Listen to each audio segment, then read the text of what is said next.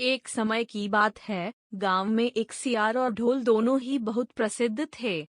सियार एक बहुत ही बुद्धिमान और चतुर पशु था, जबकि ढोल सदैव मस्त मौला और खुश रहने वाला था। एक दिन गांव में एक बड़ा मेला आया। लोग बहुत उत्साहित थे और खेतों को छोड़कर मेले में आ गए। सियार और ढोल भी मेले की भीड़ में शामिल हो गए। सियार ने ढोल से कहा, हमें इस मेले में कुछ ऐसा करना चाहिए जो लोग हमें याद रखें। ढोल हंसते हुए बोला, क्यों नहीं, बड़ा मजा आएगा। सियार ने एक योजना बनाई। उसने ढोलक को बताया कि वह उच्च स्थान से गांव के सभी लोगों को बुलाएगा और सियार उनसे कहेगा कि वह एक अद्वितीय कला दिखाने के लिए तैयार है। मेले का दिन आया और सियार और ढोल अपनी योजना को आम करने के लिए तैयार थे। सियार उच्च स्थान पर चढ़ा और ढोल ने मेले के आसपास सभी को बुलाया।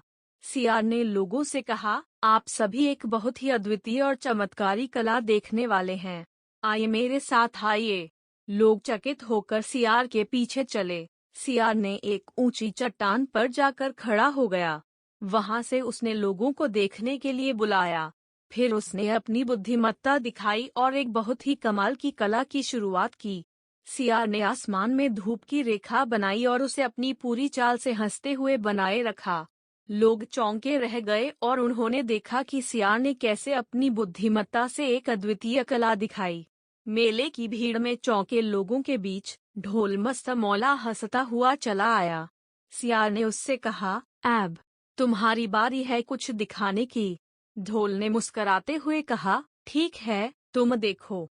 ढोल ने अपने हाथों में डंडा लिया और एक मस्त मौला नृत्य शुरू किया। उसने अपने आदमियों को नृत्य में रुचि लेने के लिए प्रेरित किया और सभी ने उसके साथ नृत्य करना शुरू किया। मेले की भीड़ में हंसी, गाना और नृत्य की गूंथ बुनी गई। लोग बहुत खुश थे और वे सियार और ढोल की कलाएं देखकर हैरान रह गए। इस दिन से गांव वाले सियार और ढोल की कलाओं को याद रखने लगे। सियार ने बताया कि बुद्धिमानी और चतुराई हमेशा जीत की ओर ले जाती है, जबकि ढोल ने सिखाया कि खुश रहना और दूसरों को भी खुश करना बहुत महत्वपूर्ण है। इस रूप में सियार और ढोल ने गांव में एक सुंदर और आनंदमय कहानी रच दी, जो लोगों के दिलों में समाहित हो गई।